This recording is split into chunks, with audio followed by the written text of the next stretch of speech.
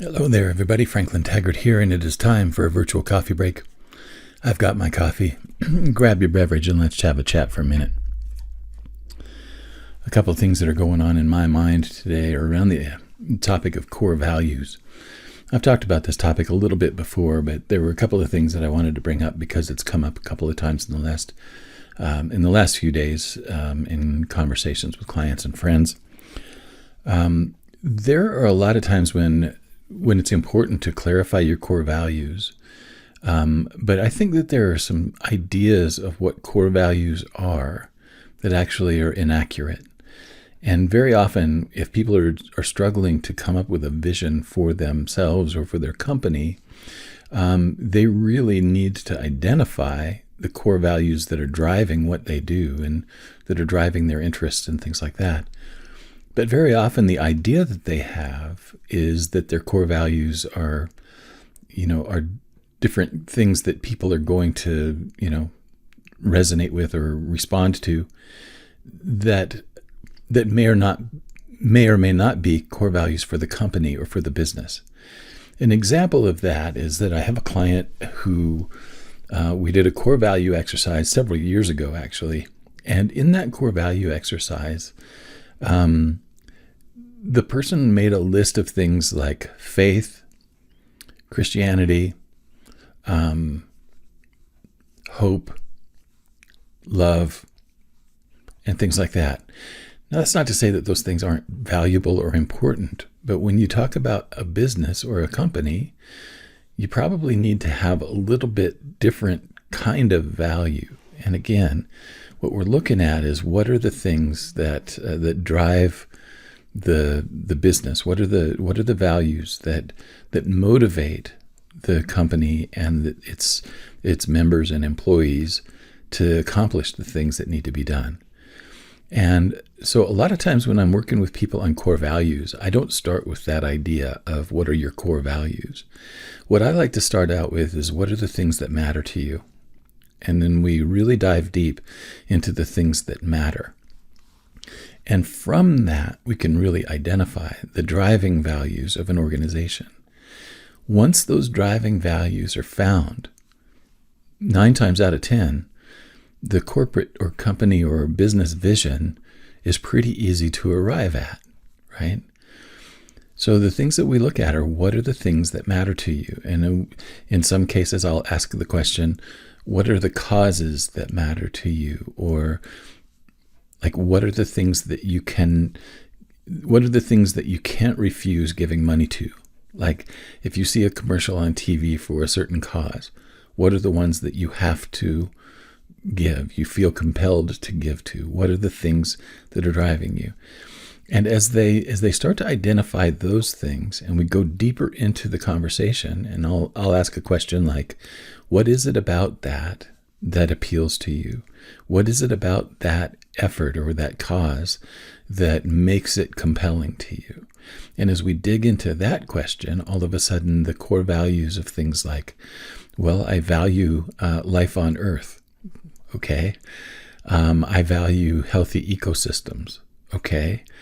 I value, this and this and this and this. And as they start to identify those things with regard to their business or their organization, all of a sudden their vision starts to emerge and make sense, right? Now, another thing that I look at as a good question to ask when we're trying to clarify what our values are is what outcomes matter to you? Like what future vision matters to you? What is the future vision that you're invested in, right? For me, one of the things that I am invested in is a future where creative people don't suffer for their art. Simple. I want a future where people will not suffer as creatives in their career and in their work. I want it to be something where they're actually valued, where they value themselves, where they are held in high regard, and where they are esteemed as valuable contributors to the culture of communities that they're a part of. As I start to articulate that, I get really excited. And also, I'm able to start to envision ways that I can serve that outcome ways that I can, can help contribute to that. So the coaching and the courses that I offer are all toward that end, helping people to overcome suffering in their career path, in their creative work. I don't want that to happen at the level that it has been happening, right? So another thing that I really look at as far as an outcome that I'm invested in is that I really want our culture to value the contributions of creative people more highly and more openly, and not look at the creative work as a commodity, because it's unique work and it is adding to the quality of their life as an aesthetic boost, as an expander of their consciousness, as a connector between them and important memories, ancestors, important beliefs and values and things like that. It's like that art is serving a much bigger purpose, and it's not just paint on a canvas or words on a page or music on a recording. It is something that has a higher purpose besides just the thing that has been created in itself. Now, a lot of times the artists aren't even connected to what that higher purpose is until the work is done. And in fact, a lot of them don't know what it's for until it's actually in someone's home, in someone's life, and they come back and they say, this made such a difference to me, and this is why. This is why. So one of the things that we've got to look at is that those outcomes are also ways that we can arrive at our core values. So when I look at the things that come out of my outcomes that are important, creative people, creative careers, creative pathways are a core value of mine. And another thing that I would look at is quality of life is a core value of mine. High quality of life for everyone is a core value of mine that I serve. Now, those are some things that are just driving factors in the work that I do. And I think that it's important for all of us, if we're trying to, do anything, whether we're working for ourselves or for someone else, I do think it's important for us to spend some time thinking about what really matters to us. What are the things that we are really emotionally and soulfully invested in, right? Do we care about, the quality of life for animals? Yeah. Well, if that's one of the things that we care about, then we're going to invest in that in some way.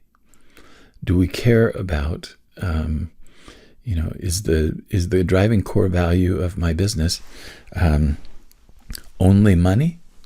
Well, at that point, that core value is probably only going to be temporary at best, because you're going to be continually chasing money, and it doesn't have any reason. There's no purpose for it other than to just have it. Well, there are some folks who like that. That's okay. And what their real core value is probably financial security or financial stability or economic power. I don't know. But looking at those questions, I think, is a really important thing for all of us to do. So if you're having a difficult time envisioning what you're going to be doing next, I think it's going to be important for you to look into the things that really matter. What are the things that you get up and eat, breathe, and sleep, right? So one of the things that, another example that I can think of is I had a person who came to me and their core value was patriotism. And I said, well, tell me a little bit more about that. And they said, well, I believe that, my country is important and I want my country to be held in high regard. Well, what we then started to look at was pride of place was something that they were invested in.